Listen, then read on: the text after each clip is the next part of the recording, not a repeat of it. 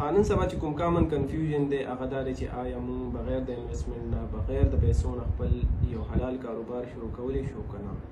د ډېرو کسانو په ذهن کې دا یو کنفیوژن دی او بیا څه داسې کسان هم شته چې یاره د هغوی داسې یو کنسپټ دی، هغوی وایي چې یاره بغیر د انویسټمنټ نه کاروبار شروع کول دا ناممکن دي. نو زه به داسې ویم چې یاره دا یو غلط فهمي ده او د دغې غلط فهمۍ په وجه باندې ډېر کسان چې دي هغوی خپل ټایم چې دی هغه ضایع کوي. نو که اوس تاسو په ذهن کې دا سوال وي چې آیا د بغیر د انویسټمنټ نه یو حلال کاروبار شروع کول دا ممکن دي، بغیر د پیسو نه خپل کاروبار شروع کول ممکن دي، نو د دې یو سمپل جواب دی او هغه جواب دی چې او بالکل تاسو بغیر د انویسټمنټ نه خپل کاروبار شروع کولی شئ. نو دا به اوس څنګه ممکن وي؟ نو تاسو په یاد ساتئ چې یاره د یو کاروبار شروع کول دپاره انویسټمنټ ضروري نه دی، پیسې ضروري نه دی. د یو کاروبار د شروع کول لپاره د ټول نه ضروري خبره چې دا هغه دی پراپر ډایرکشن، چې تاسو سره صحیح ډایرکشن وي، تاسو سره صحیح تګلاره وي. زه به درته ډېر داسې کسان وښیم چې یاره هغوی سره بلا شی انویسټمنټ دی، هغوی سره بلا شی پیسې دي، خو هغوی سره دغه آیډیا نشته، هغوی سره دغه ډایرکشن نشته چې یاره دا پیسې مونږ څنګه انویسټ کړو، چېرته انویسټ کړو او کوم کاروبار شروع کړو. نو د یو پراپر بزنس دپاره د ټول نه چې کومه ضروري خبره ده هغه دی چې تاسو سره یو صحیح ډایرکشن وي. اوس صحیح ډایرکشن به تاسو سره څنګه راځي؟ د صحیح ډایرکشن دپاره تاسو ته پکار دي چې تاسو سره پراپر نالج وي. اوس به پراپر نالج مونږ سره څنګه راځي؟ نو بیا د پراپر نالج دپاره تاسو ته پکار دي چې یاره تاسو هر څه هغه ایکسپلور کړئ، تاسو لرنینګ وکړئ، تاسو زده کړه وکړئ.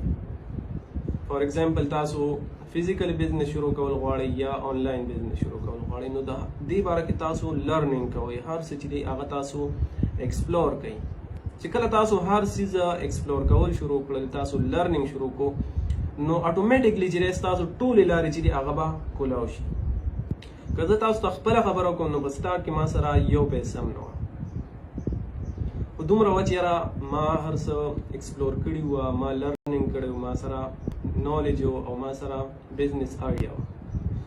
بیا ما څه وکړم، ما ته یو کلاینټ پیدا شو، هغه کلاینټ و د یو ایس کلاینټ و او هغه سره ډېر ښه انویسټمنټ و، هغه سره انویسټمنټ و خو هغه سره ډایرکشن نه و، ډایرکشن ما سره و. بیا ما څه وکړل، هغه سره ما خبره وکړه چې یاره مطلب هغه ټایم سره ما په 40% باندې هغه سره خبره وکړه، هغه سره ما خبره وکړه چې یاره انویسټمنټ به ستا وي، پیسې به ستا وي او کار به درته زه کوم. هغه ما سره ایګري شو او الحمدلله د هغې نه ما ته ډېره زیاته فایده میلاو شوه چې کوم پروفیټ به راته 40% به زما او 50% 60% به د هغه. نو بغیر د انویسټمنټ نه ما خپل کار سټارټ کړو. اوس هم چې دی زه الحمدلله په مختلف پلیټفارمز باندې کار کوم، خو تاسو یقین وکړئ چې اوسه پورې ما یو پیسه په یو پلیټفارم کې نه ده انویسټ کړې. الحمدلله ما سره ډایرکشن دی، الحمدلله ما سره سکل دی، زه خپل سکل دی په خلکو باندې مطلب خرڅوم. نو تاسو ته پکار دي چې لومبی تاسو پراپر لرنینګ وکړئ.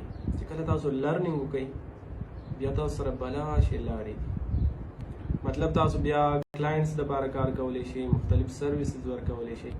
نو په دې طریقې سره تاسو بغیر د انویسټمنټ نه یو حلال کاروبار شروع کولی شئ، خو شرط به دا وي چې تاسو سره یو پراپر نالج وي.